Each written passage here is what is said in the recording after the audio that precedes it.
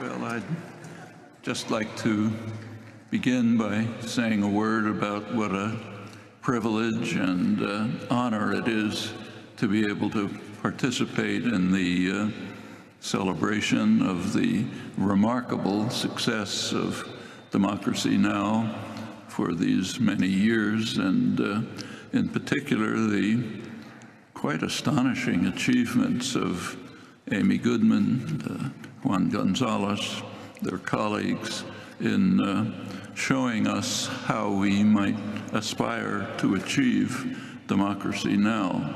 It'll be a long struggle, and again, it's an enormous pleasure to be able to share this occasion with people like Harry Belafonte, who has been such an inspiration in being in the forefront of this endless struggle for many hard years.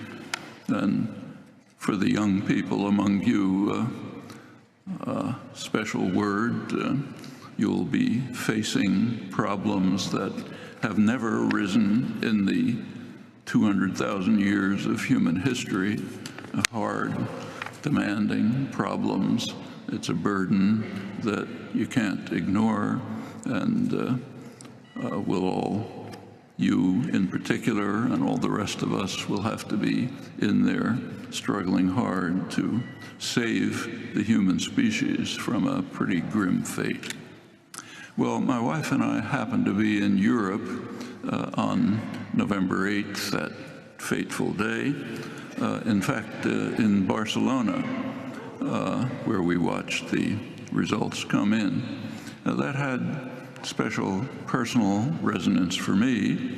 The first article I wrote, or at least that I can remember, was in February 1939. It was about the fall of Barcelona to Franco's fascist forces.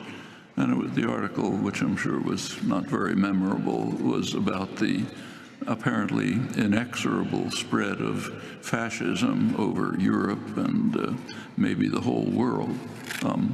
Old enough to have been able to listen to Hitler's speeches, the Nuremberg rallies, not understanding the words, but the tone and the reaction of the crowd was enough to leave indelible memories.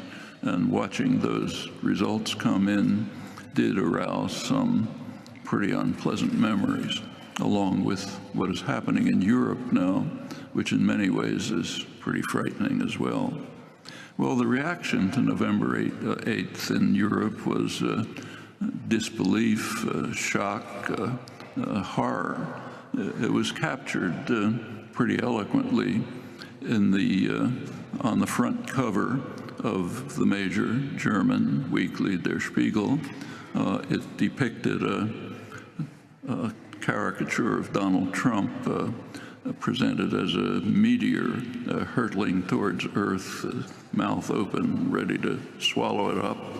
And the top headline read, "Das Ende der Welt," the end of the world, small letters below, as we have known it. There might be some truth to that concern, even if not exactly in the manner in which the artist, the authors, the others who echoed that conception had in mind. It had to do with other events that were taking place right at the same time, November 8th, events that I think were a lot more important than the ones that have captured the attention of the world in such an astonishing fashion. Events that were taking place in Marrakesh, Morocco.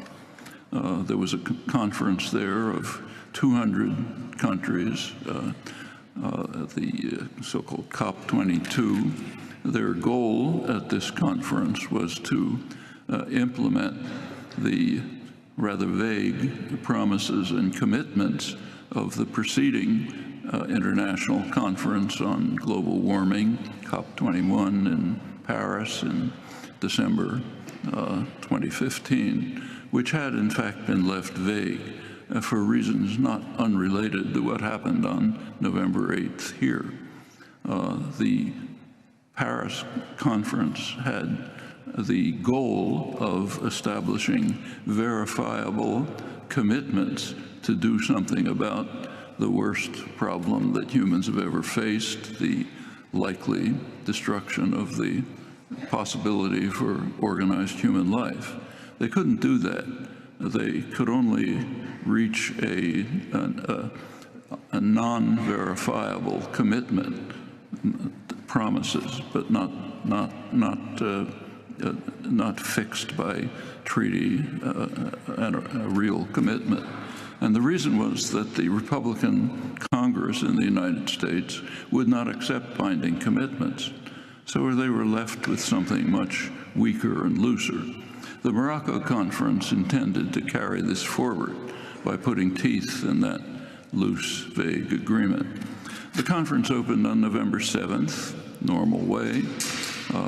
November 8th, the World Meteorological Organization presented an assessment of the current state of what's called the Anthropocene, the new geological epoch that is marked by radical human modification, destruction of the environment that sustains life. November 9th, the conference basically ceased. The question that was left was whether it would be possible to carry forward this global effort to deal with the highly critical problem of environmental catastrophe if the leader of the free world, the richest and most powerful country in history, would pull out completely, as appeared to be the case.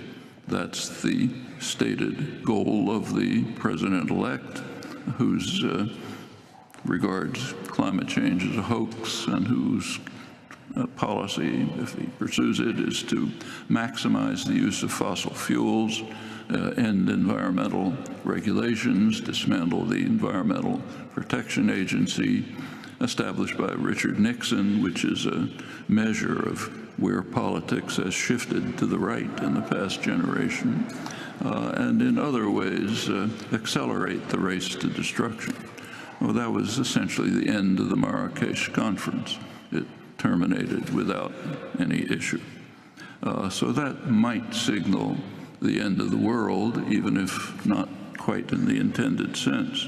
And in fact, what happened in Marrakesh was a quite astounding spectacle. The hope of the world for saving us from this impending disaster was China. Authoritarian, harsh China. That's where hopes were placed. At the same time, the leader of the free world, the richest, most powerful country in history, was acting in such a way as to doom the hopes to total disaster. It's an astonishing spectacle, and it's no less astounding that it received almost no comment. Something to think about. Well, the effects are quite real. COP21, the Paris negotiations, could not reach a verifiable treaty because of the refusal of the Republican Congress to accept binding commitments. The follow-up conference, COP22, ended without any issue.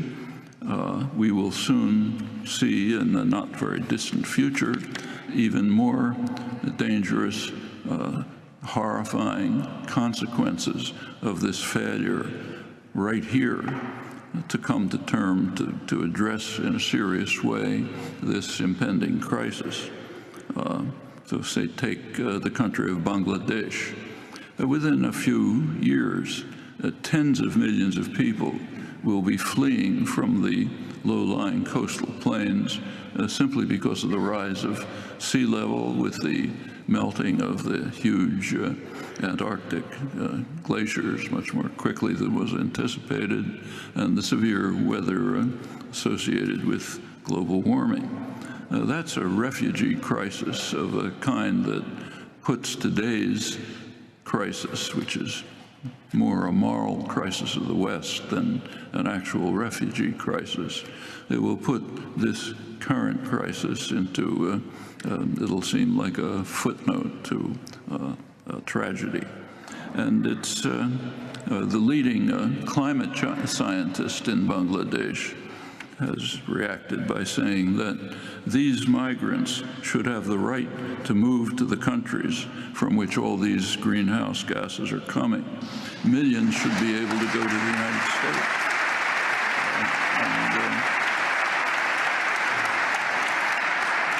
The United States and indeed the other rich countries that have grown wealthy, as we all have, while bringing this new geological epoch, bringing about this new geological epoch, which may well be the final one for the species.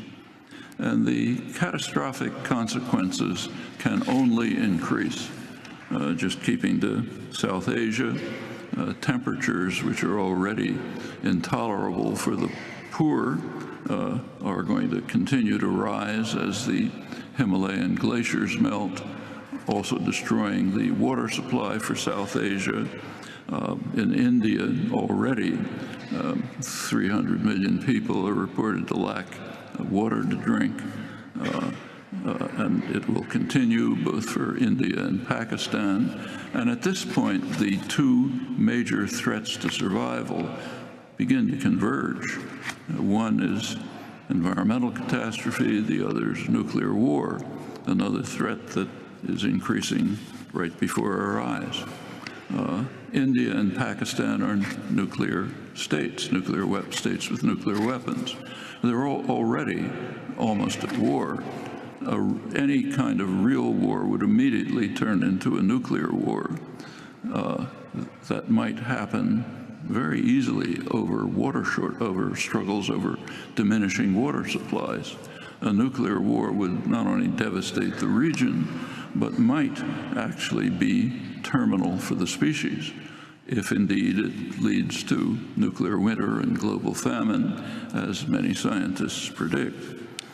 So the threats of survival converge right there, and we're going to see much more like it. Meanwhile, the United States is leading the way to disaster, while the world looks to China for leadership. It's an incredible, astounding picture, and indeed only one piece of a much larger picture. The U.S. isolation at Marrakesh is symptomatic of broader developments that we should think about pretty carefully. They're of considerable significance. U.S. isolation in the world is increasing in remarkable ways. Maybe the most striking is right in this hemisphere, what used to be called our little region over here. Henry Stimson, Secretary of War under Roosevelt. Our little region over here where nobody bothers us. If anybody gets out of line, we punish them harshly. Otherwise, they do what we say. That's very far from true. During this century, Latin America, for the first time in 500 years, has freed itself from Western imperialism. Last century, that's the United States. The International Monetary Fund, which is basically an agency of the U.S. Treasury, has been kicked out of South America entirely. There are no U.S. military bases left. The international organizations,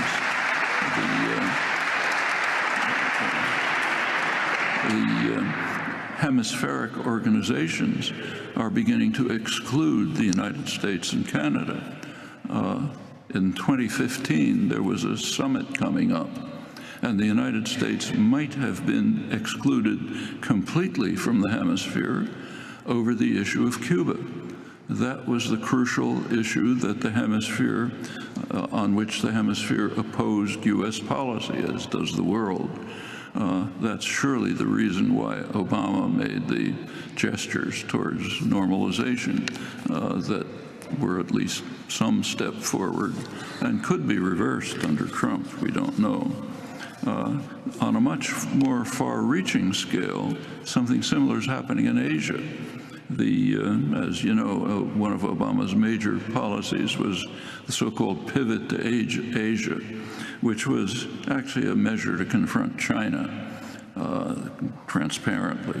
One component of the pivot to Asia was the TPP, the Trans-Pacific Partnership, which excluded China, tried to bring in other Asia-Pacific countries. Well, that seems to be on its way to collapse for pretty good reasons, I think. But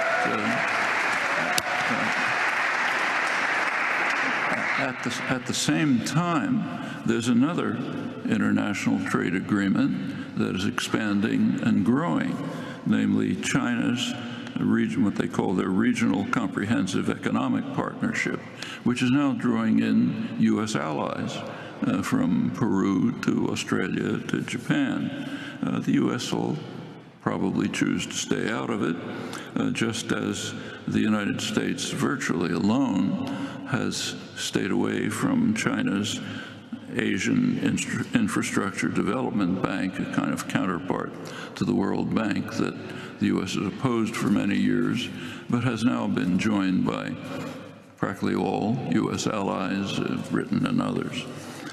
That's at the same time, China is expanding to the West with the Shanghai Cooperation Organization, the China-based Silk Roads.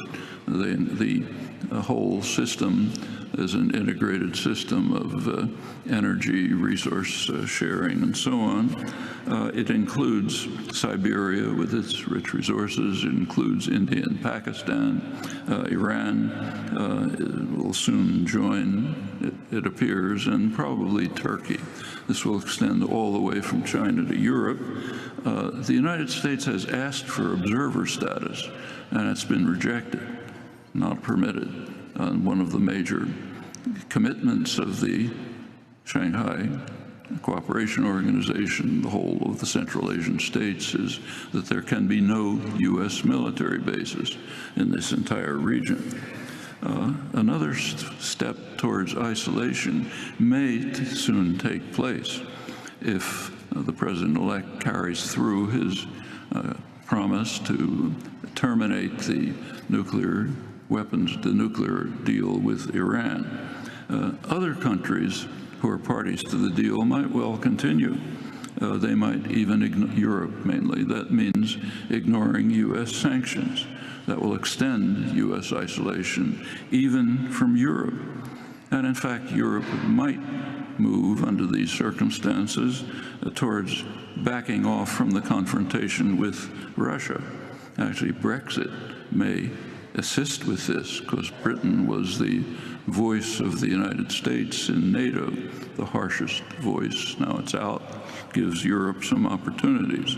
There were choices in 1990-91, time of the collapse of the Soviet Union. Mikhail Gorbachev had what he called a vision of a common European home, an integrated cooperative system of security, commerce, interchange, no military alliances from the Atlantic to the Pacific. The U.S. insisted on a different vision, namely Soviet Union collapses, and NATO remains and indeed expands right up to the borders of Russia now, where very serious threats are evident daily. Well, all of these are significant developments. They're related to the widely discussed matter of decline of American power. There are some conventional measures which, however, are misleading in quite interesting ways. I'll just say a word about it, because there's no time, but it's something to seriously think about. By conventional measures, in 1945, the United States had reached the peak of global dominance, nothing like it in history. It had perhaps 50% of total world's wealth. Other industrial countries were devastated or destroyed by the war, severely damaged. The U.S. economy had gained enormously from the war, and the U.S. in general had a position of dominance with no historical parallel. Well, that, of course, couldn't last. Other industrial countries reconstructed. By around 1970, the world was described as tripolar, three major economic centers, German-based Europe, US-based North America, and the Northeast Asian area, at that time Japan-based. Now China has moved in as a partner, conflict and partner. By that time, U.S. share in global wealth was about 25%, and today it's not far below that. Well, all of this is highly misleading because it fails to take into account a crucial factor which is almost never discussed, though there's some interesting work on it. That's the question of ownership of the world economy. If you take a look at the multinational corporations around the world, what do they own? Well, that turns out to be a pretty interesting matter. In virtually every, this increasingly during the period of neoliberal globalization of the last generation, corporate wealth is becoming a more realistic measure of global power than national wealth. Corporate wealth, of course, is nationally based, supported by taxpayers like us, but the ownership has nothing to do with us. Corporate ownership, if you look at that, it turns out that in virtually every economic sector, manufacturing, finance, services, retail, and others, U.S. corporations are well in the lead in ownership of the global economy. And overall, their ownership is close to 50% of the total. That's roughly the proportion of U.S. national wealth in 1945, which tells you something about the nature of the world in which we live. Of course, that's not for the benefit of American citizens, but of those who own and manage these private, publicly supported private quasi-totalitarian systems. If you look at the military dimension, of course, the U.S. is supreme. Nobody's even close. No point talking about it. But it is possible that Europe might take a more independent role. It might move towards something like Gorbachev's vision that might lead to a relaxation of the rising and very dangerous tensions at the Russian border, which would be a very welcome development. Well, there's a lot more to say about the fears and hopes and prospects. The threats and dangers are very real. There are plenty of opportunities.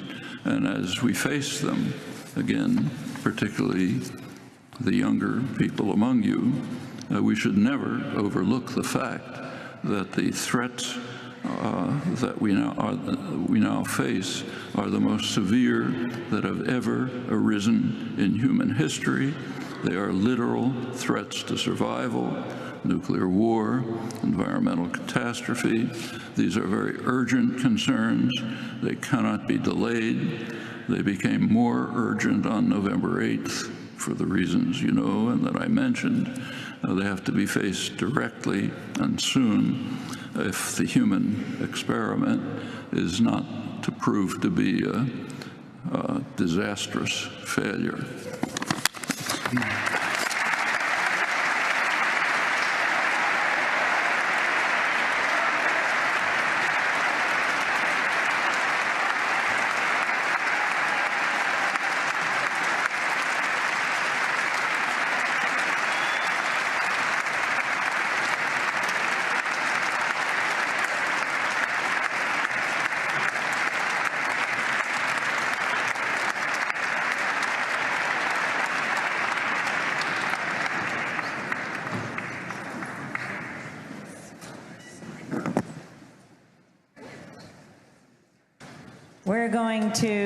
Juan and I are just going to have a brief conversation were these two lions. I think of them like outside the New York Public Library, the lions that protect our knowledge.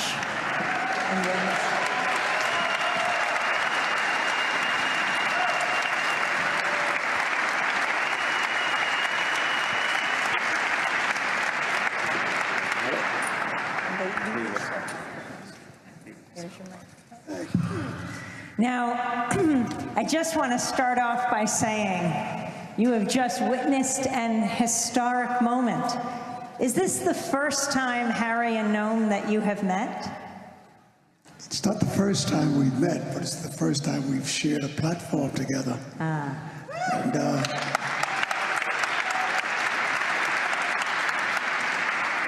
it's a bit overwhelming, a little intimidating to sit with so much knowledge and sensitivity.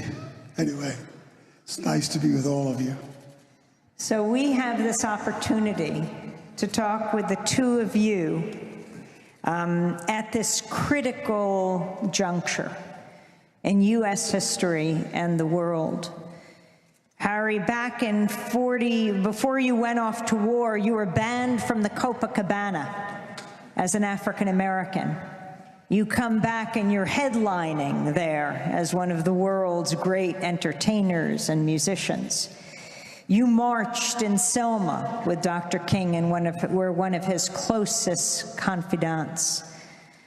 Noam, you marched against the Vietnam War. You thought you'd be spending years, maybe decades in jail, even as you were rising in your academic career at MIT, willing to give up everything. You two giants of many movements, your thoughts today in the age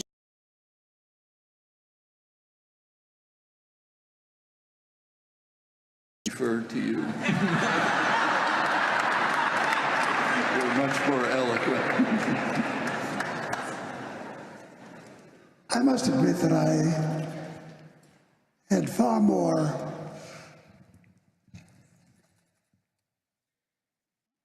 commitment to the belief that in the final analysis, no matter how extreme things might be in America, that eventually our citizens would rise up and righteously stop the enemy at the gate, if not, in fact, put them in retreat. And each time certain events took place, we met the horror and the terror of not only my reference before to some. I noticed when I mentioned the Fourth Reich, wasn't quite sure what I was talking about. Just for clarity, as you know, the last great global torment was the Nazi era. It was called the Third Reich. And I thought that we had thoroughly cleansed ourselves of that encounter and that we would be much more resilient. Well, I think to a degree we do reveal some resilience, but the real test has not yet come until the inaugural transference has taken place. And what concerns me is that beyond the mischief of Trump and all those in his cabinet and the people that he's appointed into roles of leadership, I had never quite understood that we had another severe unattended enemy in our midst, and that was our species' commitment or weakness in the face of absolute greed. And I think we have failed to come to certain solid conclusions because we have been so contaminated with possessions and power that we have forgotten that we have destroyed our children or set the tone tone for that. I would welcome Professor Chomsky's point of view, and I hope he says something that'll make me dance out of here. Well, I should say that I was somewhat immunized to the Trump Electoral College victory, of course not popular victory, as you know, by the fact that my wife was the only person I knew who, even before the Republican primaries, predicted that Trump was going to win. Just looking at the country somewhat from the outside, she's from Brazil and felt that somehow she had her finger on the pulse of a large part of the country and was confident that this was going to happen. So I wasn't all that surprised. I think it's extremely dangerous in many ways, like the ones I mentioned and others that you're quite familiar with. On the other hand, there's plenty of opportunities. We should bear in mind that the country has become much more civilized in the past 50 or 60 years. A meeting like this could not have been conceivable in 1960, 1970. The kinds of commitment and engagement that you and many others like you are committed to is something quite new. And there have been many advances and achievements. Women's rights, civil rights generally, rights of gays, opposition to aggression, environmental concerns didn't even exist at that time. There's been tremendous progress. That means that struggles today start from a much higher plane than they did not many years ago.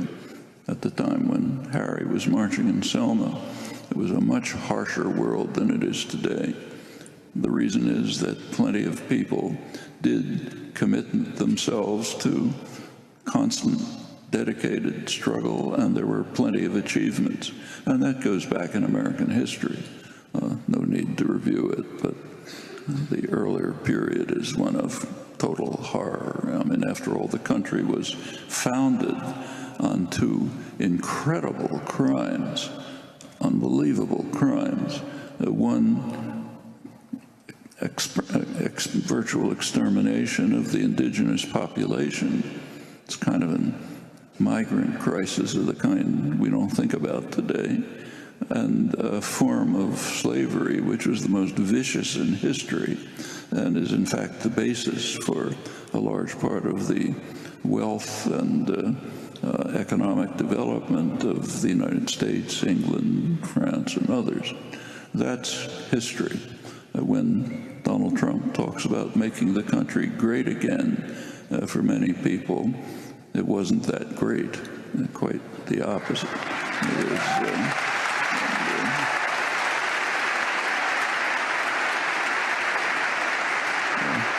but the point is, there has been plenty of progress because people facing much harsher conditions than we do didn't give up. That's an important lesson. Furthermore, even the election itself suggests major opportunities. For one thing, as you know, the Democrats actually had a considerable majority of the vote. And if you look at the younger voters, the people who will shape the future, they were overwhelmingly anti-Trump and even more overwhelmingly pro-Sanders. That's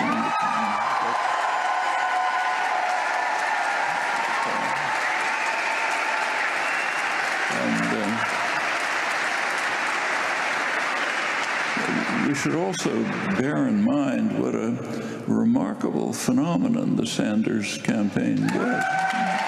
I mean, here's somebody unknown, came from nowhere. Practically no one in the country knew who he was. He was using words like socialism, which used to be a real curse word. No corporate support, no media support, no support from the wealthy. Everything that has always been crucial to winning elections. Mostly we have bought elections. Had none of it, and practically took over one of the two major parties. It could have taken it over if it hadn't been for shenanigans you know about.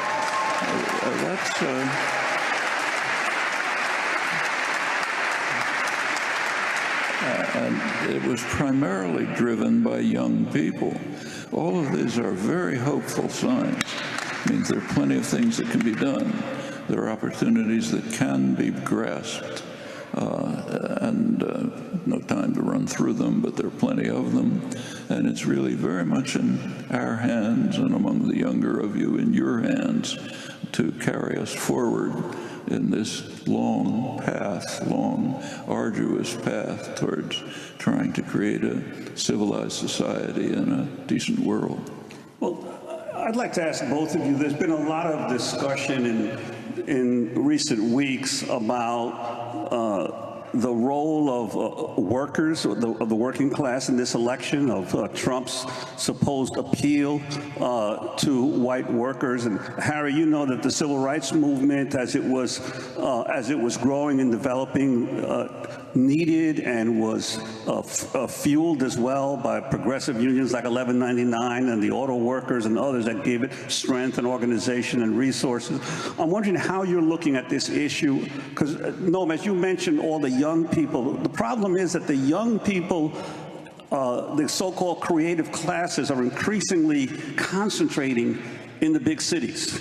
They're in Seattle, and they're in Chicago, and they're in New York, and then the issue then is what happens in the rest of the country. You know, back in the 60s and 70s, we used to say you got to go back out and organize, organize in the communities from which you came from. How do you see this whole analysis of the, quote, loss of the working class to sort of progressive politics that we're hearing in the commercial and the corporate press? Well, take a look again at the last few elections. Many of the Trump voters among the white working class voted for Obama. They were deluded by the slogans of the campaign. You may recall that the 2008 campaign was based on the slogan, "Hope and Change." Well, many people voted rightly for hope and change.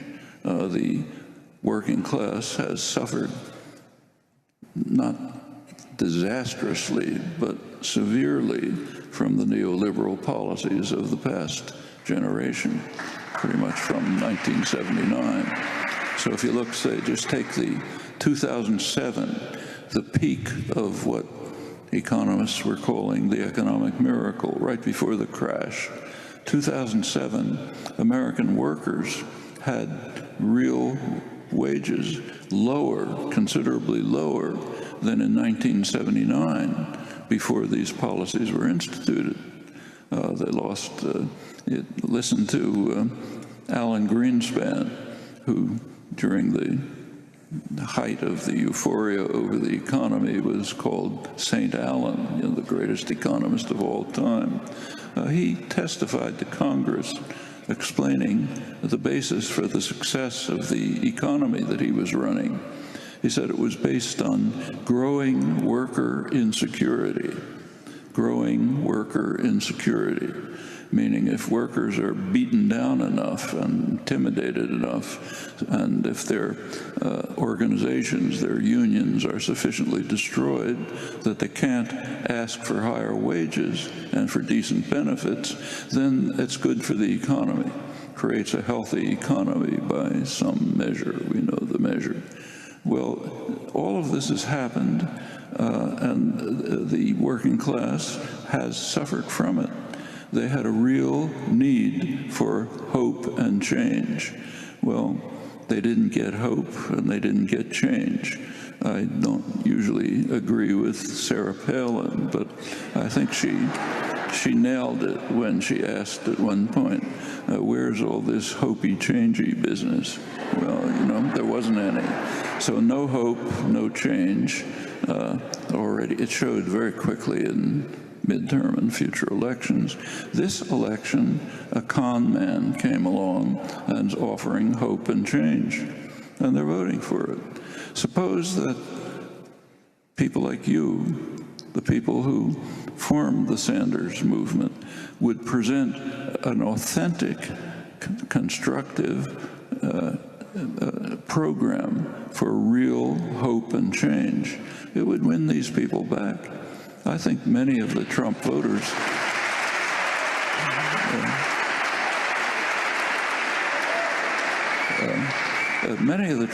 Trump voters could have voted for Sanders if there had been the right kind of activism and organization. And those are possibilities. It's been done in the past under much harsher circumstances. Organizing white working people in Indiana is a lot easier than what the Freedom Riders tried to do in the South 60 years ago. Much easier. Takes work, but it can be done. And my feeling is that a core part of a progressive program is to rebuild the organized structure of the labor movement, which all throughout modern history has been in the forefront of progressive change. And that's not impossible either. It's been beaten down pretty severely in the past generation, but it's been worse before. If you go back to the 1920s, a period which is not unlike today in many ways, the Gilded Age, the labor movement was virtually destroyed. Woodrow Wilson's Red Scare practically wiped it out. There had been a militant activist labor movement. There was almost nothing left of it in the 1920s. By the 1930s, it revived. Militant labor action, organization of the CIO, overcame racist conflicts, laid the basis for the New Deal programs, which were highly beneficial to the extent that they remain beneficial. That can happen again. No reason why it can't. Well,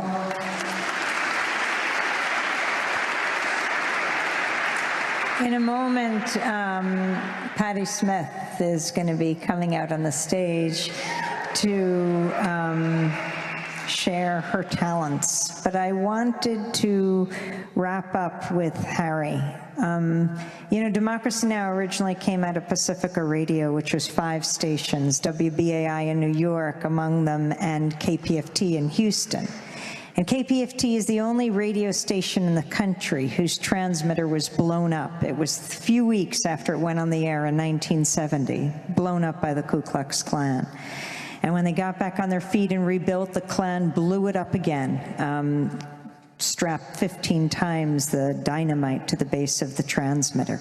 And it took months to get back on the air after that. And I can't remember if it was the Grand Dragon or the Exalted Cyclops, because I often confuse their titles. But he said it was his proudest act, because he understood how dangerous Pacifica, how dangerous independent media is for people to speak for themselves. That's a story of history, though.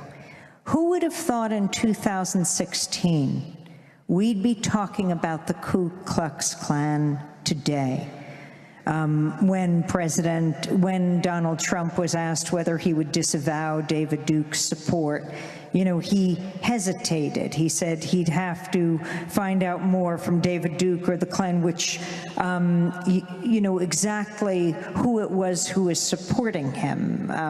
Maybe the only time he hesitated before he spoke. What was it? Which Klan chapter he wanted to know in the United States it was to make a decision. But what about this? What about Donald Trump, the Ku Klux Klan, and the messages that he is constantly putting out to lure more voters and support? I believe that Trump, in bringing a new energy to the realization of the vastness of the reach of the Ku Klux Klan, is not something that has been out of our basic purview of thought.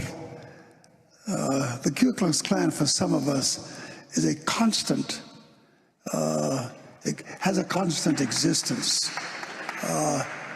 It isn't until it touches certain aspects of white America that white America all of a sudden wakes up to the fact that there's something called the Klan and that it does its mischief.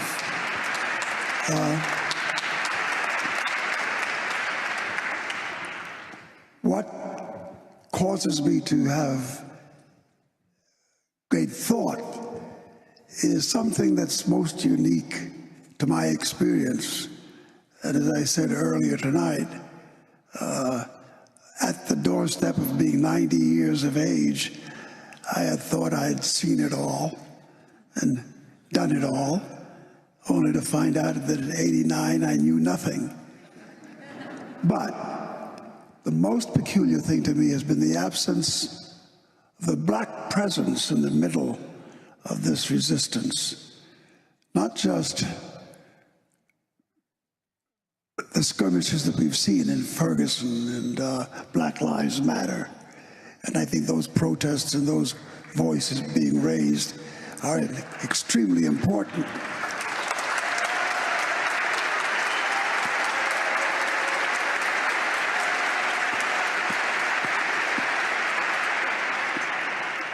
But we blew this thing a long time ago. When they started the purge against communism in this country and against the voice of those who saw hope in a design for socialist theory and for the sharing of wealth and for the equality of humankind, when we abandoned our vision and vigils on that topic, I think we sold out ourselves.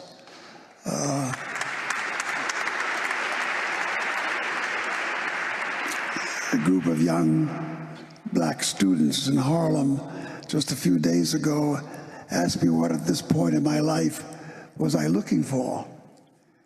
And I said, what I've always been looking for. Where resides the rebel heart? Without the rebellious heart, without people who understand that there's no sacrifice we can make that is too great to retrieve that which we've lost, we will forever be distracted with possessions and trinkets and title.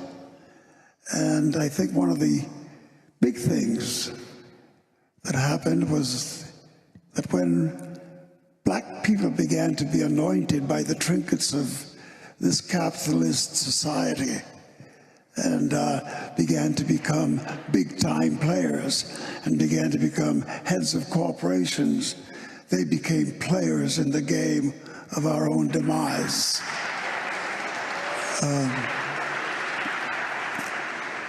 And although I believe that Professor Chomsky's evaluation is valid and a basis for great thought, I am looking at the victories that we're having, like the ones we've just received a few days ago with our Native American brothers. The fact that our Native American brothers and sisters stopped the engine for a moment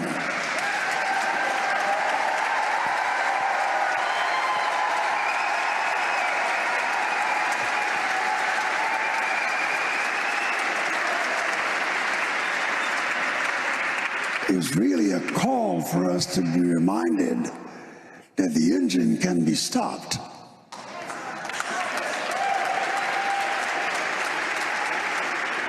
And therein I find solace.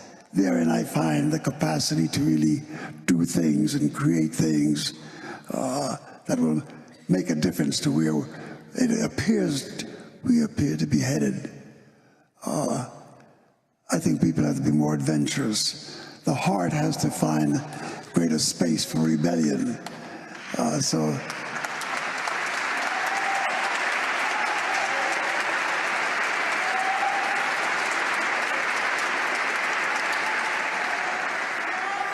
we pay a penalty for such thought, because I was just recently reminded of Schwerner, Goodman, and Cheney.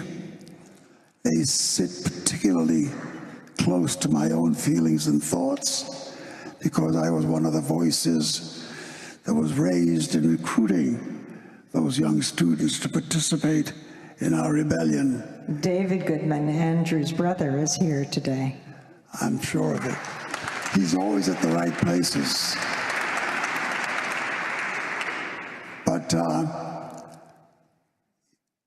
I think that there are those kinds of extremes that will be experienced in the struggle, but the real nobility of our existence is, are we prepared to pay that price?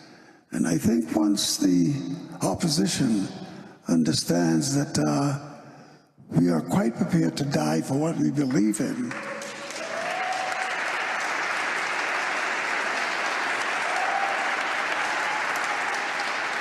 that death for a cause does not just sit with ISIS, but sit with people, workers, people who are genuinely prepared to push against the theft of our nation and the distortion of our Constitution, and that for many of us, no price is too great for that charge.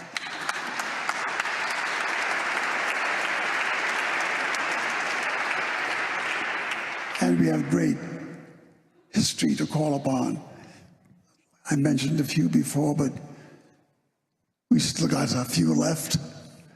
And I want to just take this opportunity, because I know we're winding down, to just say to you, Amy, and to you, John, that I've been through much in this country. I came back from the Second World War, and while the world rejoiced in the fact that Hitler had been met and defeated, there were some of us who were touched by the fact that instead of sitting at the table of feast at that great victory, we were worried about our lives, because the response from many in America was the murder of many black servicemen that came back.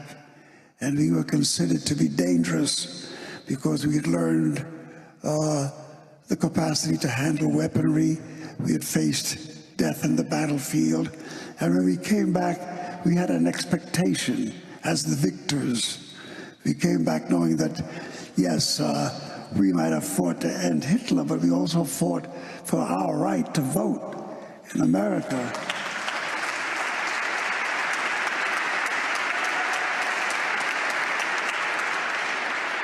And that in the pursuit of such rights came the civil rights movement.